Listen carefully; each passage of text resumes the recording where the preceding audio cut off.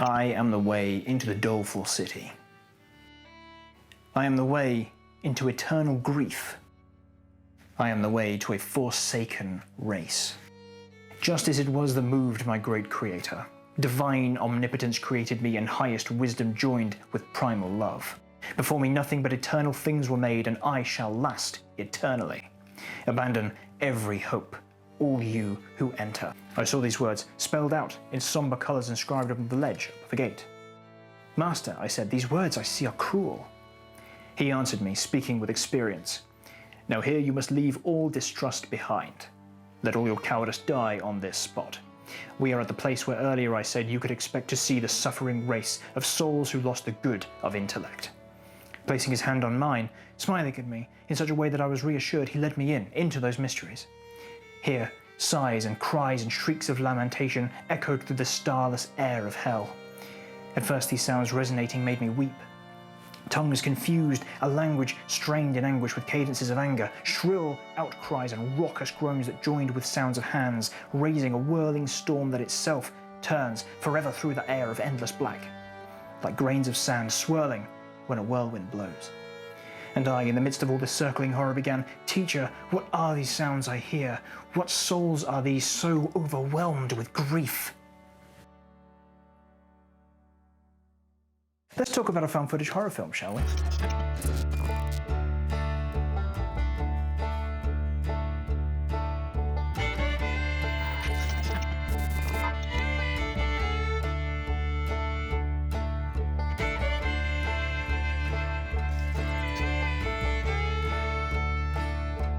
As Above, So Below is a movie written and directed by the Dowdle brothers, who were also behind found footage staples The Poughkeepsie Tapes and Quarantine, which was the US remake of Wreck. As Above is a great movie, one that a lot of critics and home viewers really bounced off of. With its at times confusing blend of alchemy and Christian mythology, it can be hard to pin down the rules of the world the characters are descending into. George and Scarlett are amazing characters, and both actors do an amazing job of making these Tomb Raider, Indiana Jones style adventurers super engaging. And I think that these characters need to be put in more films. Oh my God, this is not okay.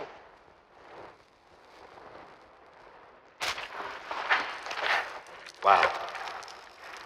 Okay, that's pretty cool.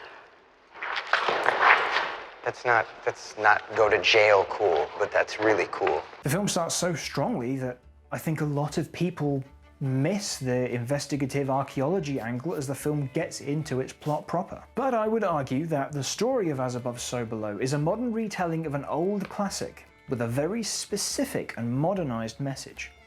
Now, I did the content warning up front, but I just want to reiterate that yes, spoilers as usual, but in particular we're going to be talking about Inferno by Dante Alighieri, and it gets equal parts Cronenbergian and Bloodborne-esque, with unflattering mentions of things like suicide, and perhaps most obviously, the torture of souls in Hell Eternal. So if that's not your bag, maybe give this video a skip. When I say that As Above, So Below is a retelling of Dante's Inferno, abandon all hope, ye who enter here. What? According to mythology, that's the inscription over the gates of hell. That's not a fresh take. It's been observed by many that there are similarities between the film and the first part of Alighieri's Divine Comedy. But something that I see come up frequently is people trying to fit the plot of the film into the framework of the book. But this doesn't work. To demonstrate, we need to first start with the Inferno itself.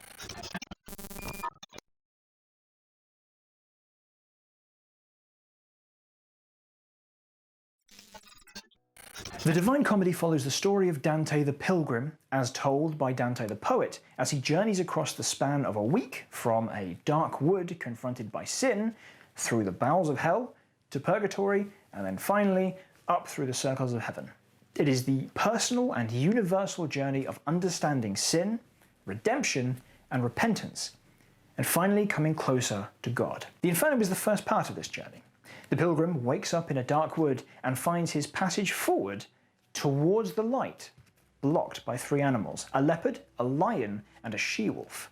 Each of these supposedly pertains to the three main groups of sin to be seen coming up: the sins of fraud, the sins of violence, and the sins of incontinence. In his need to escape, Dante comes upon the figure of Virgil, one of Alighieri's poetic heroes. It would be like me running into the ghost of James Cameron on the Yorkshire Dales, though Cameron's not dead. That's not a threat. Virgil has been sent to guide Dante through hell, and they set off. Everyone is familiar with the basic concept of Dante's hell. There are 9 circles in hell, and each one pertains to a specific sin or vice. Often these tend to be much more specific and broken down into subdivisions.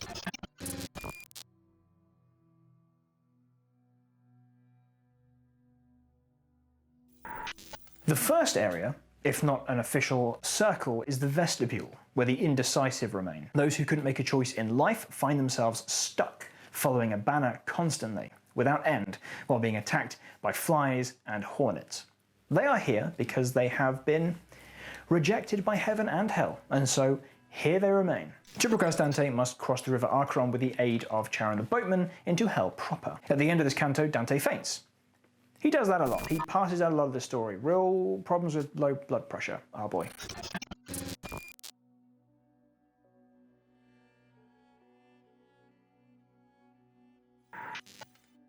Down there, to judge only by what I heard, with no wails, but the sound of sighs rising and trembling through the timeless air, the sound of sighs of untormented grief burdening these groups, diverse and teeming, made up of men and women and of infants. Then the good master said, "You do not ask what sort of souls these are you see around you. Now you should know before we go on farther, they have not sinned, but their great worth alone was not enough, for they did not know baptism, which is the gateway to the faith you follow. And if they came before the birth of Christ, they did not worship Christ the way one should. I myself am a member of this group. For this defect and for no other guilt, we here are lost.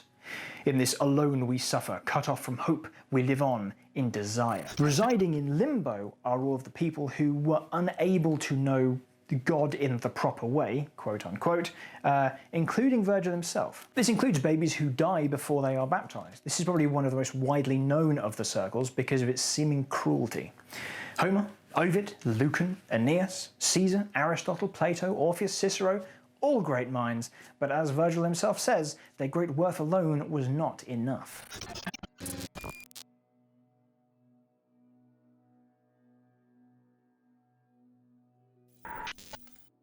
And now the notes of anguish start to play upon my ears, and now I find myself where sounds on sounds of weeping pound at me. I came to a place where no light shone at all, bellowing like the sea racked by a tempest when warring winds attack it from both sides. The infernal storm, eternal in its rage, sweeps and drives the spirits with its blast. It whirls them, lashing them with punishment. When they are swept back past their place of judgment, then come the shrieks, laments, and anguished cries. There they blaspheme God's almighty power. I learned that to this place of punishment all those who sin in lust have been condemned, all those who make reason slave to appetite. As the wings of starlings in the winter bear them along in widespread crowded flocks, so does that wind propel the evil spirits. Now here, then there, up and down it drives them without any ever hope of comforting them. Hope not of rest, but of even suffering less. A savage black storm throws the shades of the lustful to and fro in eternal punishment. On entering hell proper, all souls are greeted by the figure of Minos, who has the souls before them confess their sins, and then casts them down into the corresponding circle. Once in the circle of the lustful, Dante begins interviewing the souls he comes upon. In this case, the figures of Francesca and Paolo. This is an important part of the Inferno. The daughter of Guido Vecchio da Polenta was married by arrangement to Giancotto Malatesta for political reasons. She had an affair with Giancotto's younger brother, Paolo, and when the husband caught the pair of them doing, you can guess, he slew them both. Now the thing here is that this happened in Dante's lifetime, when he was about 10.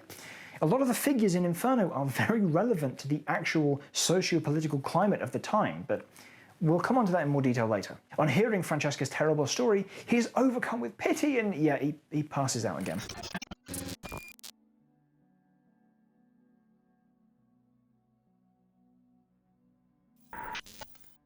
I am in the third circle, in the round of rain eternal, cursed, cold, and falling heavy, unchanging beat, unchanging quality. Thick hail and dirty water mixed with snow come down in torrents through the murky air, and the earth is stinking from this soaking rain. Cerberus, a ruthless and fantastic beast with all three throats, howls out his dog-like sounds above the drowning sinners of this place. His eyes are red, his beard is slobbered black. His belly swollen, and he has claws for hands. He rips the spirits, flays and mangles them. Under the rain they howl like dogs, lying now on one side with the other as a screen, now on the other, returning with these wretched sinners. When the slimy Cerberus caught sight of us, he opened up his mouths and showed his fangs. His body was one mass of twitching muscle. My master stooped, and spreading wide, his fingers grabbed up heaping fistfuls of the mud and flung it down those greedy gullets. As a howling cur, hungering to get fed, quiets down with the first mouthful of his food, busy with eating, resting with that alone, so it was with all three filthy heads of the demon Cerberus, used to barking thunder on these dead souls who wished that they were deaf. The gluttons are punished by being mired in filthy and pounding non-stop rain, sleet and hail, all while the three-headed guardian of Hades wanders the circle, mauling and tearing apart the sinners with reckless abandon. Virgil placates the beast by throwing mud into its mouth. As the translator of this edition, Mark Muser, notes, with this action, Virgil imitates the action of the Sibyl, who, leading Aeneas through the underworld, placates Cerberus by casting honeyed cakes into his three throats. By substituting dirt for the Virgilian cakes, Dante emphasizes Cerberus's irrational gluttony. From here, Dante speaks with an unknown Florentine, one of his contemporaries, who gives him a prophecy concerning his beloved Florence. And he replied, "After much contention they will come to bloodshed. The rustic party will drive the other out by brutal means. Then it will come to pass that this side will fall within 3 suns, and the other rise to power with the help of one now listing towards both sides. For a long time they will keep their heads raised high, holding the others down with crushing weight, no matter how these weep or squirm for shame. 2 just men there are, but no one listens, for pride, envy, avarice are the 3 sparks that kindle in men's hearts and set them burning." Now it's worth pointing out that what this unknown Florentine is predicting, prophesizing about what's going to happen in Florence politically has already happened. The story was set around 1300, but it was written about a decade after that. So Dante already knows what has happened, and it gives him a chance to discuss the events through a very specific framing pertaining to his own beliefs. We will come back to that in a big way later on. Just remember that in Florence at this time, there was a big power struggle.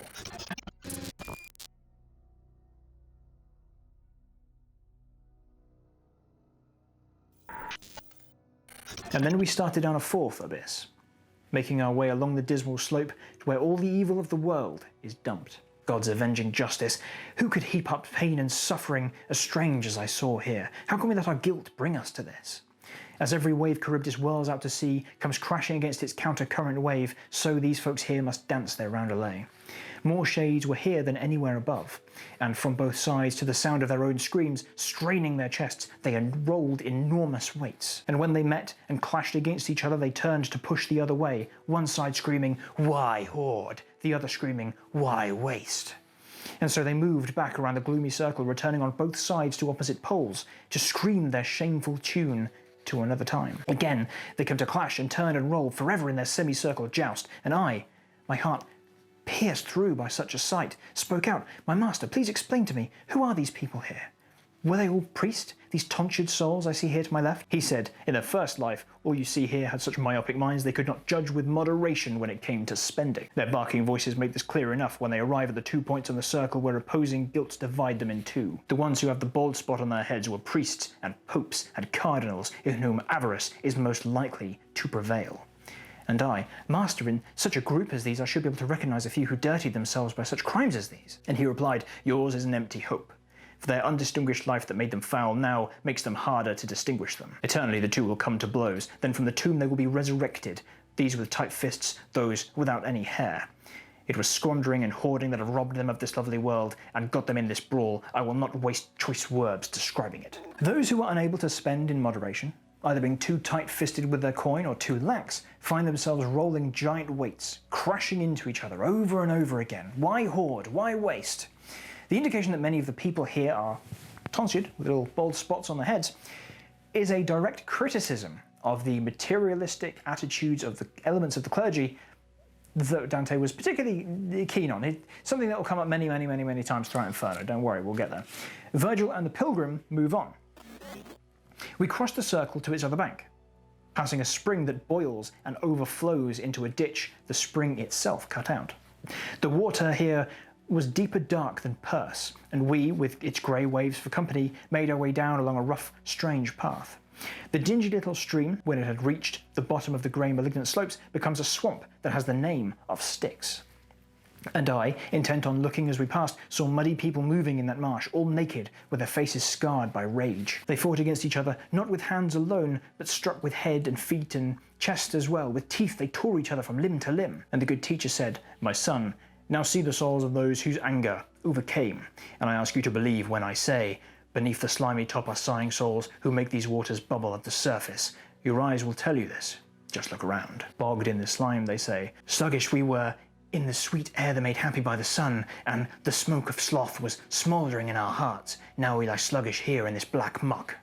This is the hymn they gurgle in their throats, but they truly cannot sing in words that truly sound. Then, making a wide arc, we walked around the pond between the dry bank and the slime, our eyes still fixed on those who gobbled mud.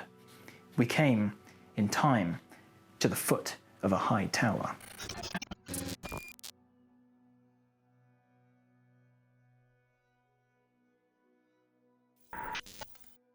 The swampy marshes of the river Styx form the fifth circle. The wrathful endure beneath the slime, and as Dante and Virgil cross the river here, something strange happens.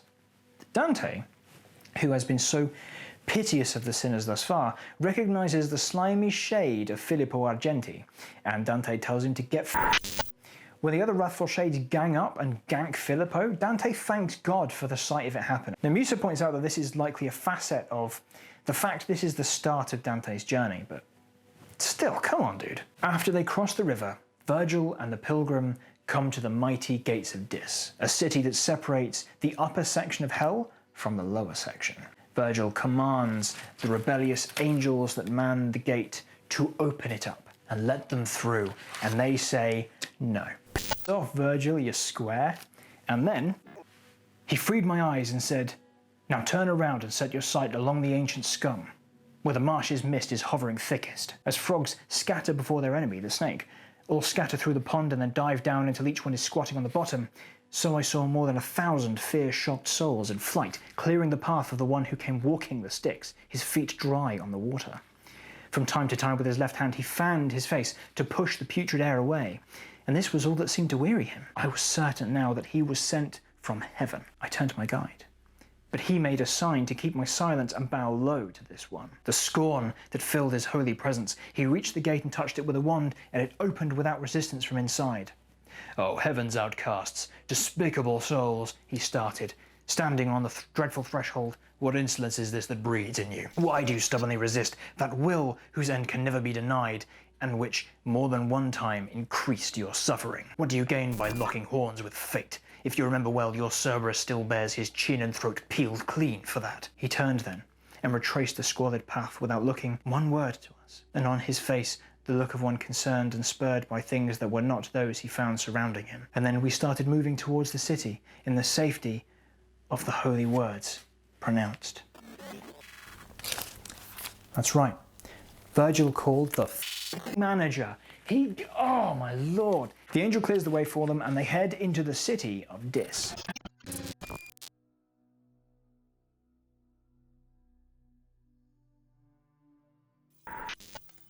Through the city of Dis, the circle of the heretics opens up to Dante.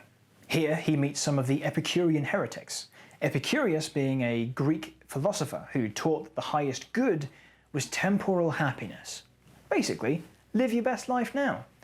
That kind of went against the idea of, immortality of the soul and the afterlife and all that. So in Dante's time, Epicurus and those who followed his thinking were considered heretics, even though really they should have been living it up in the nice contemporaries area in limbo, which is nicer. Virgil then tells Dante what's coming up.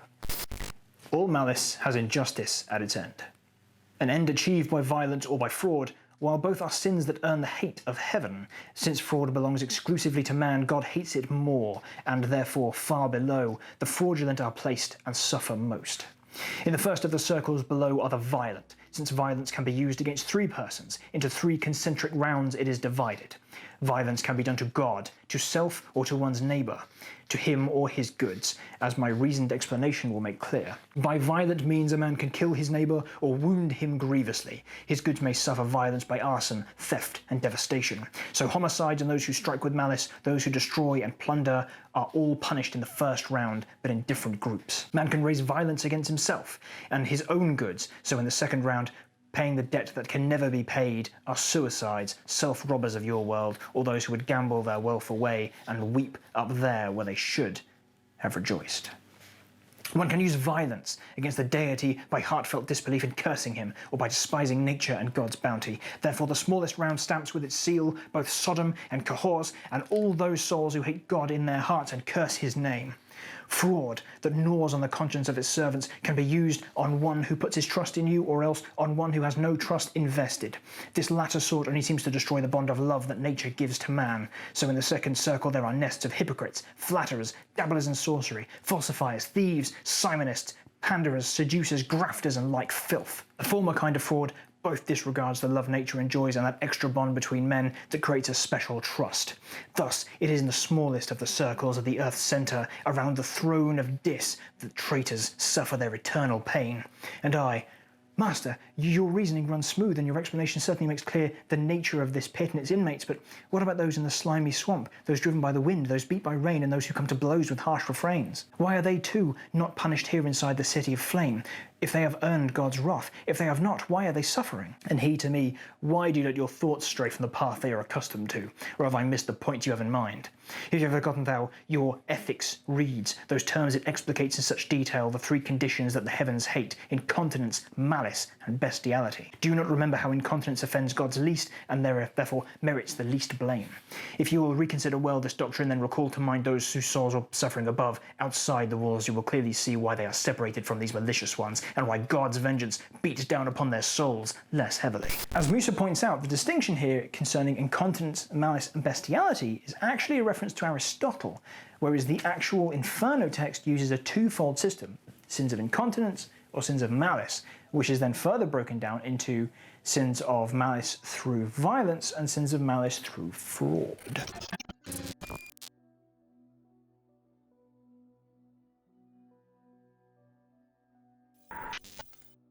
A river of boiling blood forms the first ring of the 7th circle for those who are violent against their neighbours.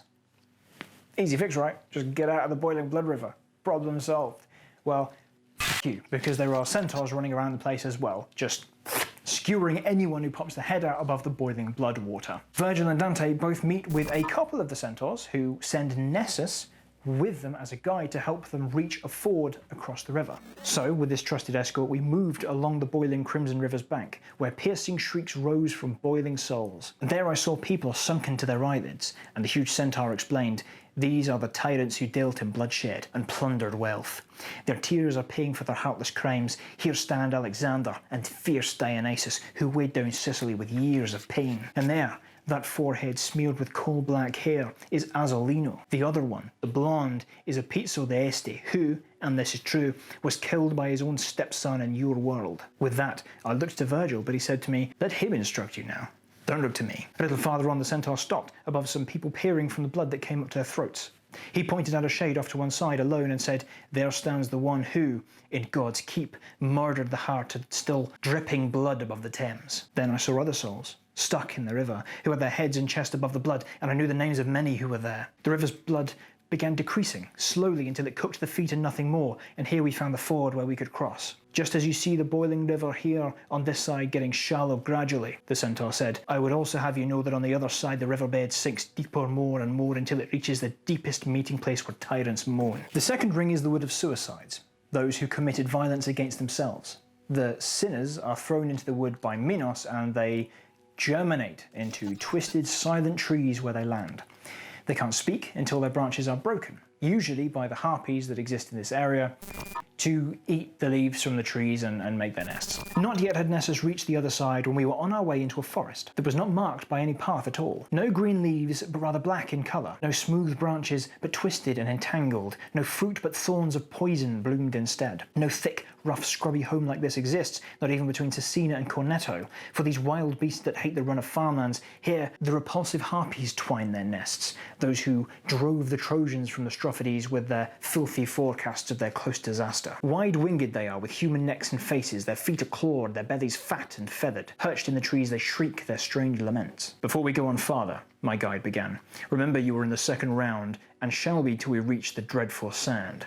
Now look around you and carefully, with your own eyes, what I will not describe, for if I did you wouldn't believe my words. Around me were wails of grief, echoing, but I saw no one there to make those sounds. Bewildered by this, I had to stop. I think perhaps he thought I might be thinking that all the voices coming from those stumps belonged to people hiding there from us. So my teacher said, if you break off a little branch of any of these plants, what you are thinking now will break off too. Then, slowly raising my hand up a bit, I snapped the tiny branch of a great thorn bush, and its trunk cried, "Why are you tearing me?" And when its blood turned dark around the wound, it started saying more, "Why do you rip me? Have you no sense of pity whatsoever? Men we once were, now we are changed to scrub, but even if we had been the souls of serpents, your hand should know more pity than this." Also punished here are the profligates, those who did not value their earthly goods as they should. These are different to the spendthrifts and the prodigals from the previous circle, in that their attitudes were driven or accentuated with violence. The third round is a desert raining fire, and is for those who do violence against, amongst other things, God. Dante and Virgil cross this place of blasphemers and come to the edge of the circle, where they take a ride on a big old scorpion dragon person. Yep, Geryon, to the 8th circle. En route, he gets a good aerial view of what is to come.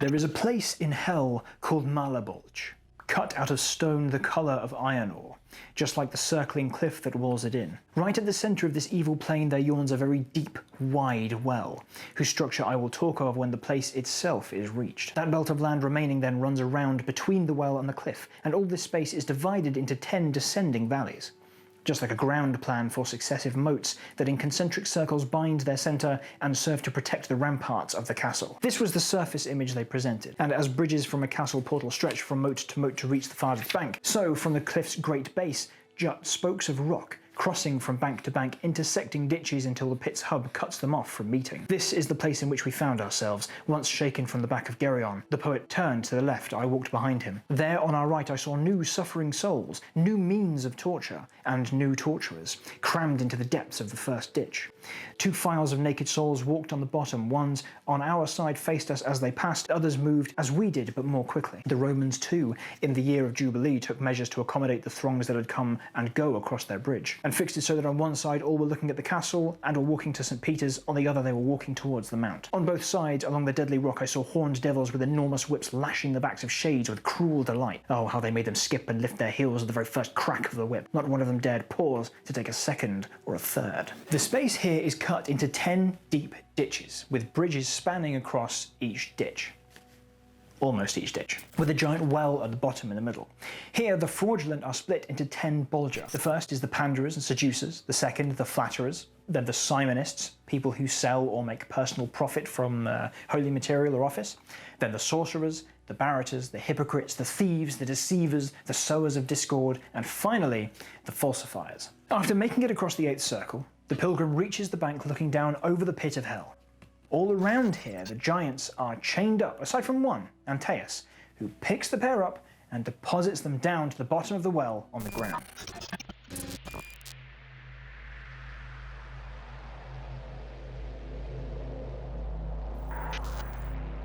Closer to us now, so look ahead and see if you can make him out. A far-off windmill, turning its huge sails, when a thick fog begins to settle in, or the light of the day begins to fade. That is what I thought I saw appearing, and the gusts of wind it stirred made me shrink back behind my guide, my only means of cover. Down here I stood on soles fixed under ice. I tremble as I put this into verse. To me they looked like straws worked into glass. Some lying flat, some perpendicular, either with their heads up or their feet, and some bent head to foot shaped like a bow. When we had moved far enough along the way that my master thought the time had come to show me the creature who was once so beautiful, he stepped aside and, stopping me, announced, "This is he. This is Dis.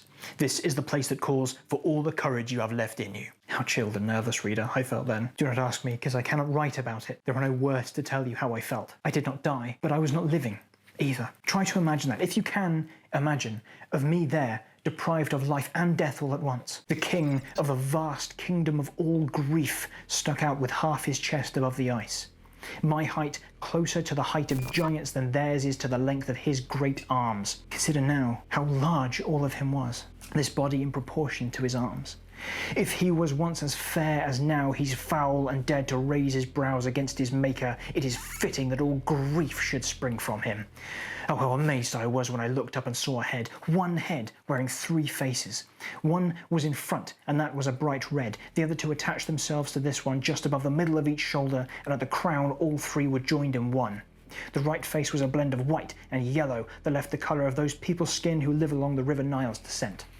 Beneath each face, two mighty wings stretched out, the size you might expect of this huge bird. I never saw a ship with larger sails. Not feathered wings, but rather like ones a bat would have. He's flapped them constantly, keeping three winds continuously in motion to lock Cocytus eternally in ice. He wept from his 6 eyes, and down 3 chins were dripping tears all mixed with bloody slaver. In each of his mouths he crunched a sinner, with teeth like those that rake the hemp and flax, keeping 3 sinners constantly in pain. The one in front, the biting he endured was nothing like the clawing that he took. Sometimes his back was raked clean of his skin. That soul up there who suffers most of all, my guide explained, is Judas Iscariot, the one with the head inside and legs out kicking. As for the other two whose heads stick out, that one who hangs from that black face is Brutus. See how he squirms in silent desperation. The other one is Cassius. He still looks sturdy. But soon it will be night. Now is the time for us to leave this place, for we have seen it all. Lucifer, once the fairest of all, is now a gargantuan, bat-winged, 3-faced monster. As it weeps constantly, it beats its wings to keep the frozen lakes of Cocytus from thawing, trapping the very worst souls in the ice with it. Its 3 faces chew on Judas Iscariot, the man who betrayed the Son of God, and Marcus Brutus and Caius Cassius Longinus, 2 of the men involved in the betrayal and assassination of Julius Caesar. All 4 suffering eternally for their crimes against God and empire. Dante the Pilgrim climbs on Virgil's back, and then Virgil jumps and grabs onto Lucifer's hairy flank. He climbs down Satan's waist, and just as they reach the very center of the universe, Virgil flips himself round and begins climbing up. They leave through ancient tunnels caused by the very falling of Lucifer himself from heaven. And then once outside, Dante can once again see the true majesty of God. He sees the stars. As above, so below follows archaeologist Scarlet, as she follows in her father's footsteps to find the Philosopher's Stone, a miraculous, immortality-granting element supposedly discovered by Nicolas Flamel. Her journey takes her to underground catacombs of Paris, where an off-the-map section of the tunnels may well house the stone. Coming along for the ride is reluctant scholar George, documentarian Benji, and catacombs expert Papillot, Suzy, and Zed. After a tunnel collapse leaves them stranded in a shifting maze of tunnels, the group find the stone. On taking it, however, they start to die, one by one, until just Scarlet, George, and Zed remain. Scarlet realizes that the stone she has recovered is a false one, and once she sprints to return it, way out of the catacombs appears to them, and they take it. They escape, having come to terms with the things that they feel guilty over. Scarlet's father's suicide, the accidental drowning of George's brother as a child, and Zed's abandoned partner and child. The comparisons to the Inferno are clearly invited as the group are trying to find their way out of the claustrophobic hellscape of the catacombs. They enter a doorway inscribed with the famous words, "Abandon all hope, ye who enter here." And they should be made to crawl on their bellies to enter the kingdom of darkness. Yeah, that occurred to me too. I can see why some horror fans would be disappointed on seeing those words, and then what follows. A lot of people, myself included the first time I watched it, were probably expecting, if not a theatrical representation of the circles as hell as described by Dante, but something a bit more directly horrifying, larger scale, and a bit less found footage movie. Look, I love found footage movies. I really love found footage horror. I really, really do. But folks, we have a aesthetic. You can see it a mile off, okay? It's fine. As I mentioned before, there is a lot of cramming to try and get the film to fit into the sausage casing of Inferno. Arguments over which character is Dante. Is La Taupe Virgil? Is Scarlet Virgil and George is Dante? Who is Benji? Is there more than one Dante? Where's Momo? This film does not, cannot, nor should not fit into a role as adaptation of this story in its original form. Because it isn't. But this film is an adaptation of this story, just not in the way that people think.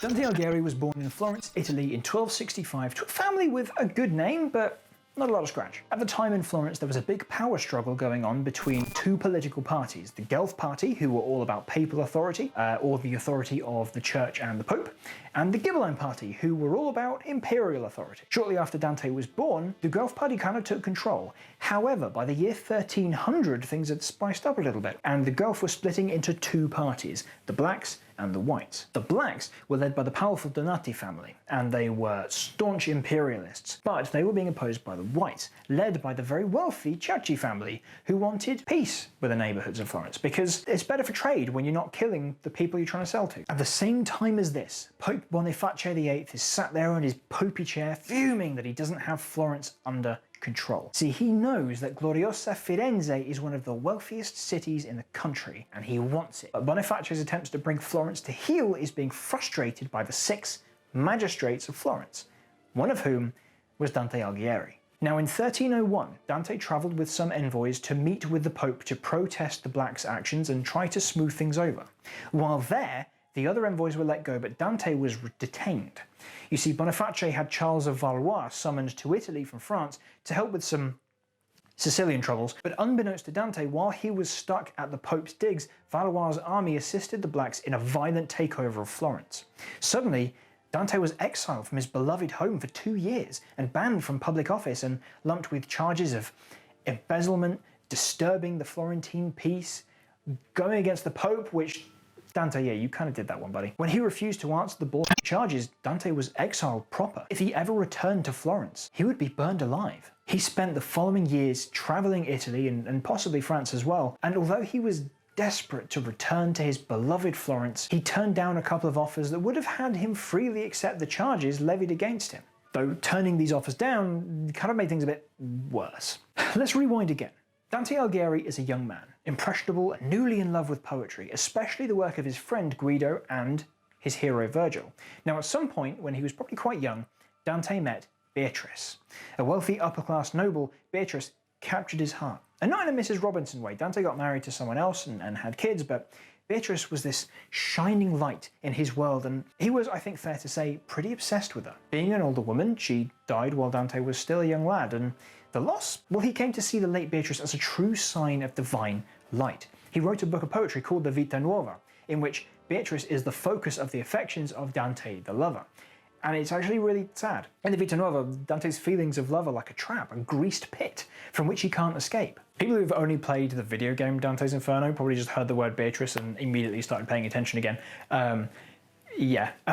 That's where that comes from. So Beatrice, through the divine chain, sent Virgil to escort Dante through hell. And in the next part of the Divine Comedy, Purgatory, Beatrice takes over as Dante's guide at the top of Mount Purgatory. So we have Dante the poet, telling us the story of Dante the pilgrim, far removed from the light of heaven and needing to find his way back. It doesn't take a Jimmy Neutron type to see the parallels between Dante's journey and the man who lost his divine light and needed to rediscover it. The man who lost his divine place, his home, and had to take an arduous journey to return to where he belongs. More than just pro-Christian propaganda, Dante's Inferno is a guide, a how-to instruction manual on how to return home to the divine place next to God.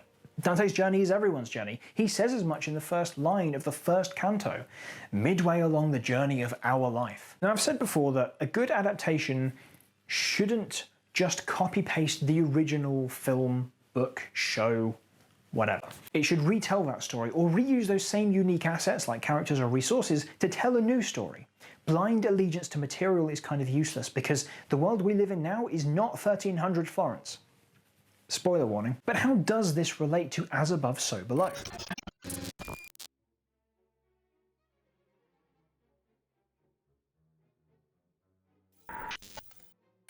The whole driving purpose behind this video is to point out that the point isn't to map the story of Dante's Inferno, the book, on top of As Above, the film, and see where they overlap to prove they're linked. That's not the point. However, this is YouTube, and people go mad bananas for that stuff, so I'm going to do it and prove that this is materially connected to Dante's Inferno before we come back to themes. Now, not every part is relevant. Some of the circles are placed purely in their relation to other places, but we'll muscle through. Also, there is no Dante, or rather all of these characters are Dante.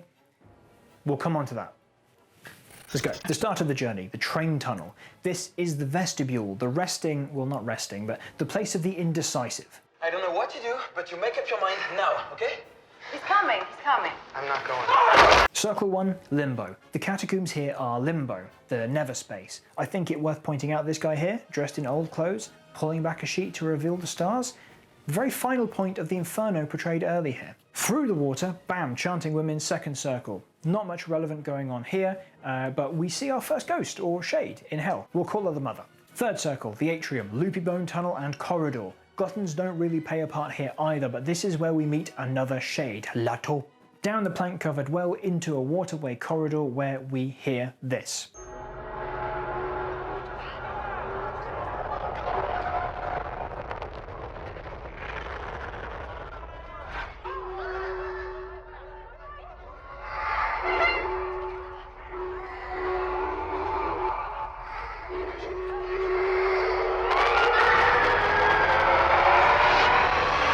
Sounds a lot like a three-headed monster dog to me. This section here, Circle 4, Hoarders and Spendthrifts. Again, not that relevant. Hang in there, they're going to get more relevant, I promise. The Tomb, Circle 5, The Wrathful. Right, this is where it gets... No, credit where credit's due. This is where I get clever. We pass through a body of water from the tomb to the stone room. This is the river Styx that forms part of Circle 5. Stone room, Porta Alchemica and Abandon All Hope. This is Circle 6, Heretics. Back to the stone room and we pass through more water. This is the river that forms the first section of Circle 7, the Phlegethon. This is the river of boiling blood that those violent against their neighbours are punished in. Remember that.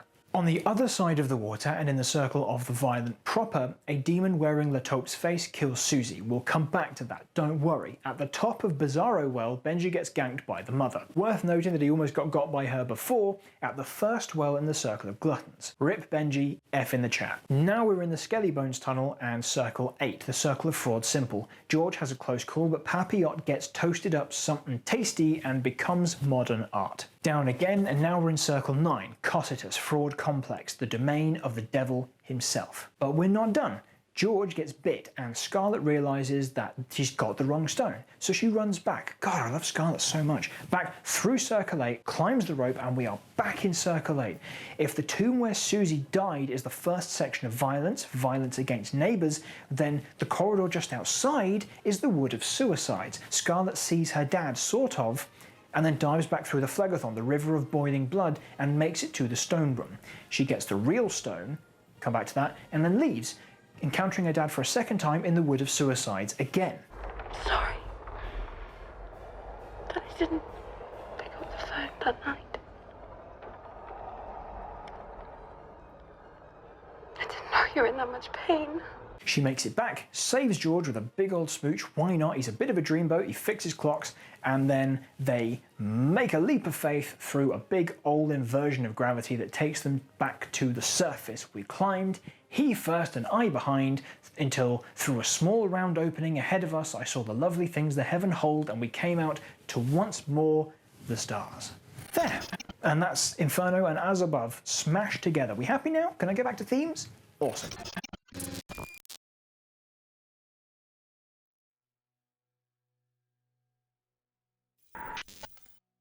A key element of the notion of hell is punishment. I mean, that's the point, right? Those who do not meet the requirements to get into heaven, whatever those requirements may be, go to hell. A sinful life is punished, a just life is rewarded. Without wanting to dive too deep on the argument about ethics in crime and punishment, but here in the UK, we don't really do the whole rehabilitation thing. If you do a crime, we just put you in a big terrible hole. Whatever crime you've done, if it is deemed worthy of prison time, you go to prison. The length of time changes, and to some extent the prison itself changes, but we kind of have a one-size-fits-all punishment for crime. Musa points out that the nature of divine retribution in Inferno assumes the form of contrapasso, wherein the punishment reflects the sin. In the vestibule, not even in hell proper yet, those people maniacally chase Sabana because they would follow none in life, and those who are untouched by any concern would be touched forever by bees. Back to Musa. The decapitated figure of Bertrand de Born perhaps best illustrates the law of divine retribution, the contrapasso, at work in Dante and Inferno. In a manner of speaking, it is identical with the Old Testament God's form of vengeance, an eye for an eye, a tooth for a tooth. Bertrand de Born's contrapasso may have been suggested to Dante by a passage in the Provençal Vida biography affixed to Bertrand's poetry. Having once boasted to King Henry that he had more intelligence than he needed, he was later reminded of his boast after the death of the young king and after his own imprisonment by Henry. In the Vida we read that when King Henry took him prisoner and asked him whether he had need of all his wits then, and Bertrand answered that he lost all his wits when the young king died. In this canto, of course, Bertrand's wits are physically separated from his body. This isn't a man walking around holding his head like a lantern. But the criteria for ending up in Inferno's hell are not necessarily relevant to modern time. For one, we don't punish thieving, fraudulent, falsifying sorcerers anymore. We elect them. The Wood of Suicides in particular really draws the clear line between the 1300s attitude towards suicide and modern days.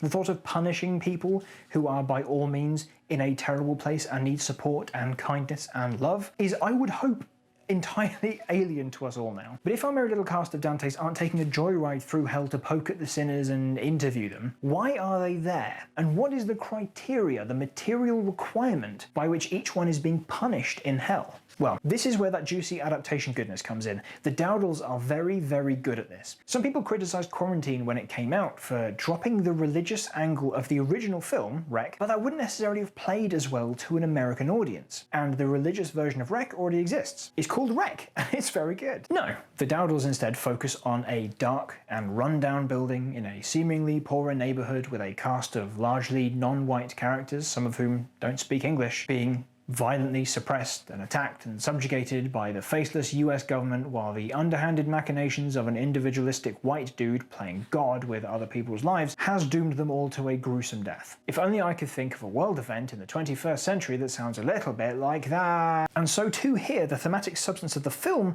is changed to be more reflective of the modern sensibility while keeping the framework of Inferno's hell. The contrapasso is still in, but we change the rules slightly. There is no divine judgment in As Above. There is only the judgment you pass upon yourself. Scarlett pretty much lays out the thesis for the film before the leap of faith. No, George, listen. Why do you keep seeing your brother down here? What is it about his death that torments you? George. It's not gonna work. George. Why is he haunting you? But the key thing here is that the character's perception of their actions is incredibly important. You don't get to skip out on the consequences of your actions because you cop to them. Rather, the judgment they have to survive in the catacombs below Paris is their own. The three characters who survive really importantly show this by providing a spectrum of culpability. On one end, Zed. Zed fathered a kid and bounced. He did a bad thing. He knows it is a bad thing, and we have to assume that after the events of the film, he seeks the two out and tries to make amends. Next, we have Scarlett. We can argue into the weeds on how much, if at all, Scarlett is responsible or culpable for her father's suicide after she didn't pick up the phone to him before he took his life. The point is that Scarlett feels the guilt of responsibility. As such, her father's shade haunts her throughout the film, and that this is guilt attached to her rather than the location is evidenced by the fact that she sees her dad in the tunnels under Syria at the start. And then on the other side of the guilt spectrum is George. Poor George has deemed himself guilty of killing his younger brother, because when they were children, Danny got trapped and George left him there to die like a real Dudley douchebag. Except no, the reason George couldn't return with help is because he, as a child, got lost in the same caves Danny was stuck in. I can't begin to imagine how terrible that experience was, and it stuck with George with a dread that prevents him from going into tight spaces. He's claustrophobic. The times he almost doesn't go with them. George isn't to blame, but he blames himself. But all three come to terms with their culpability, to whatever extent that is, and let go. They move forward.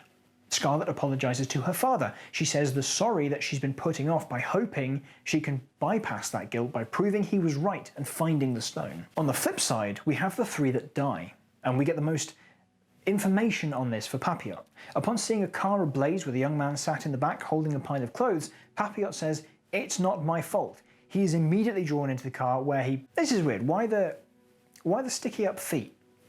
Put a pin in that. If we take into account the notion of contrapasso, then Papillot's crime is not admitting to what he did. We don't know what he did, whether it was setting a random car ablaze with a kid sleeping in the back, or he was driving the car and he crashed it and wrecked it and killed a friend in the process. Whatever it is, the crime by which he's being judged is his refusal to admit responsibility. If he admitted what he did and tried to make amends, he would probably be fine.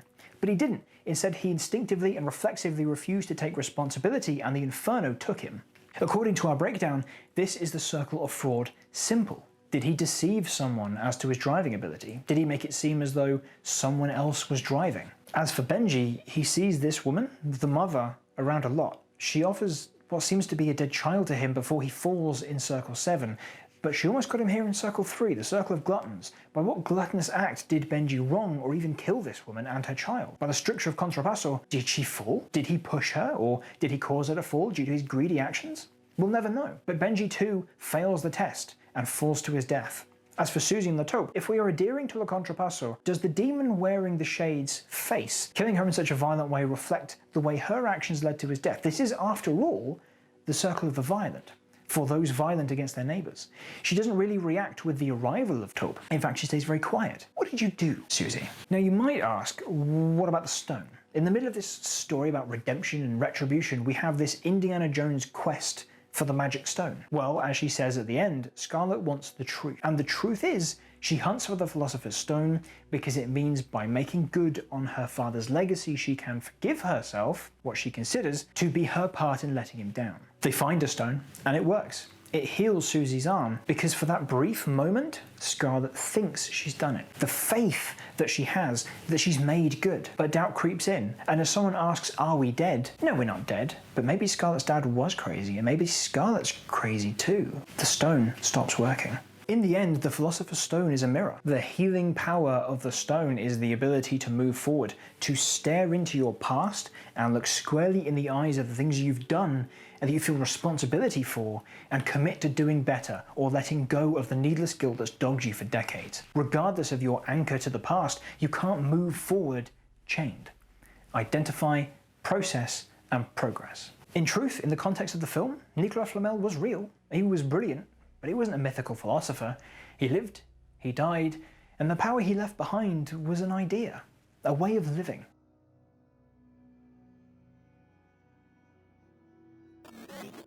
I saw along the sides and on the bottom of the livid coloured rock, all full of holes. All were the same in size, and each one was round. To me, they seemed no wider and no deeper than those inside my lovely San Giovanni, in which the priest would stand to baptize from. And one of these, not many years ago, I smashed for someone who was drowning in it. Let this be mankind's picture of the truth. From the mouth of every hole was sticking out a single sinner's feet, and then the legs up to the calf were stuffed inside. The sole of every sinner's feet were flaming. Their naked legs were twitching frenziedly. They would have broken any chain or rope. Just as a flame will only move along an object's oily outer peel, so here the fire slid from heel to toe and back. Who is that one, Master? That angry wretch who was writhing more than any of his comrades, I asked. The one licked by a redder flame. And he to me, if you want to be carried down along that lower bank to where he is, you can ask him who he is and why he's here. And I, my pleasure is what pleases you. You are my lord, you know that from your will I would not swerve. You even know my thoughts. When we reached the fourth bank, we began to turn, and keeping to the left, we made our down to the bottom of the hold and narrow ditch. The good guide did not drop me from his side until he brought me to the broken rock of that one who was fretting in his shanks. Whatever you are, holding your upside down, O wretched stole, stuck like a stake in the ground, make a sound or something, I said, if you can. I stood there like a priest who is confessing some vile assassin who, fixed in his ditch, has called him back again to put off dying. He cried, is that you, here, already, upright? Is that you here already upright, Boniface? By many years the book has lied to me. Are you fed up so soon with all that wealth for which you did not fear to take by guile the lovely lady, then tear her asunder? I stood there like a person made fun of, dumbfounded by a question for an answer, not knowing how to answer the reply. Then Virgil said, quick, hurry up and tell him I'm not the one you think. And I answered just the way he told me to. The spirit heard and twisted both his feet, then sighing with a grieving, tearful voice, he said, well then, What do you want of me? It concerns you so to learn my name, and then for this reason you came down the bank. Know that I was once dressed in the great mantle. But actually I was the she-bear's son. So greedy to advance my cubs that wealth I pocketed in life, and here myself. Beneath my head I pushed down all the others who came sinning in simony before me, squeezing tightly into the fissures of the rock.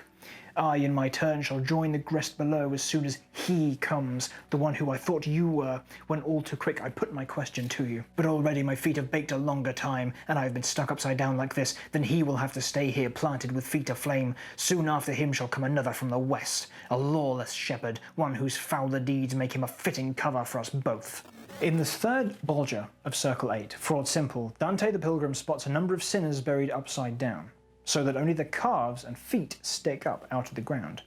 He approaches them to find out what's their deal. These are the Simonists, and as he approaches one who is twisting and fighting more than the others, the buried sinner calls out, confusing Dante for Boniface, Pope Boniface VIII, the one who, at the time of writing, had been responsible for Dante's exile from Florence a decade past. Remember, this story is set in 1300 before Dante's exile and 3 years before Boniface's death. The sinner in the hole, Celestine V, was the Pope before Boniface, and like Boniface was a Simonist, someone who made money selling ecclesiastical offices. Boniface gave office to many of his family members, and a special effort is made by Dante the poet here to draw attention to the eternal punishment that Boniface, by time of writing, will be suffering. You think that's saucy? When Celestine mentions another pope to come, whose deeds will be worse, he's not talking about Benedict XI. He didn't even make it a year, and he mentions him as coming from the west. He's talking about Clement V.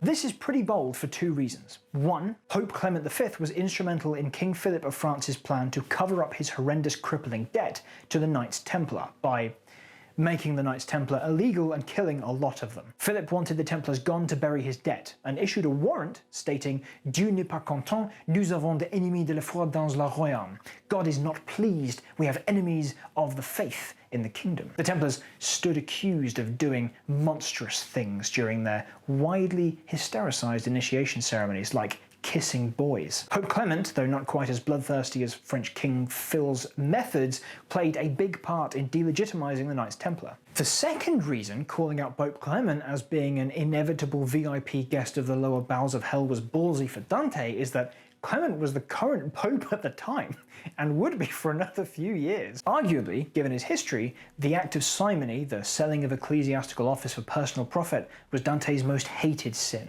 Of course, pride of place in Dante's Inferno was Judas, Caius, Brutus, and Lucifer himself. They kind of have to be. But not only is there a lot of time dedicated to this circle of Fraud Simple, but Dante the poet's language is its most vibrant and animated in this canto. The Pope, pick one, rejected their holy duty to benefit themselves and their kin materially, and in doing so put Florence, as Dante saw it, on a path to ending up like Thebes. And as Dante has said on many occasions, Thebes. That is why we see Papillote share the same fate.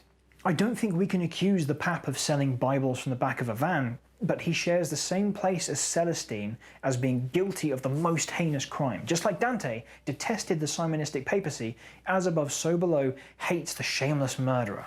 Both Pap and Scarlet and George we know view themselves as being implicated in someone's death, but Scarlet and George accept their guilt to whatever extent that guilt is valid and leave. Papillote killed that man. He actually took a person's life. And even with the evidence of that before his eyes, he chooses to reject any responsibility. And just as guilt and shame can eat away at a person for the rest of their lives, Papillote's guilt consumes him in the same fires as he killed someone else in. And then his place as antithesis to the correct way of living is indicated by his sharing the same fate as Celestine and Boniface and so many others.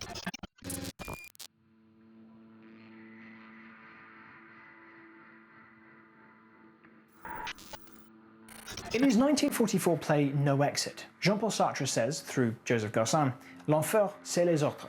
Hell is other people. As above, so below would take a different stance. It's not about the ontological nightmare of seeing yourself through other people, rather hell is ourselves.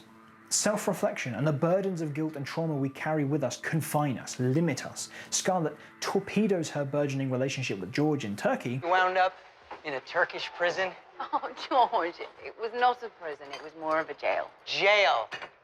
In Turkey. Because she can't let a lead go dry in her quest to justify her father's life and alleviate her own sense of guilt without facing where that guilt is coming from. George is physically prevented from entering certain places because he can't go back into the dark, the cold, because he left his brother there as a child, and he dare not look at his face. There is no evil force, no grand divine prison in this world, no King Minos taking the confessions of the damned and throwing them to their eternal punishment. Satan, Lucifer, the devil, in this story, is not the greatest of the traitors, the grandest perpetrator of fraud complex, but a hooded man sitting on a simple wooden chair. He wears the baby face of one who was the fairest of all, but we see the same face on Danny in the tunnels, on the mother at the top of the well. See how the mighty angel Lucifer remains punished, eternally punishing those who would stand against God and state. Here he is bound at the center of everything, beating his giant wings that freeze the lakes of blood that pool between the lowest quarters of hell. Not here. Here Lucifer is the greatest example, a single, lonely individual sat in a chair in the dark. If you allow your sins, your guilt to imprison you, if you don't move past them or progress or change or make things better, if you wallow in the mistakes you've made, if you can't take what you've done and make good, then pull up a chair. Thank you so much for watching all the way through to the end. I know this was long, but I hope you had fun and learned a little bit along the way.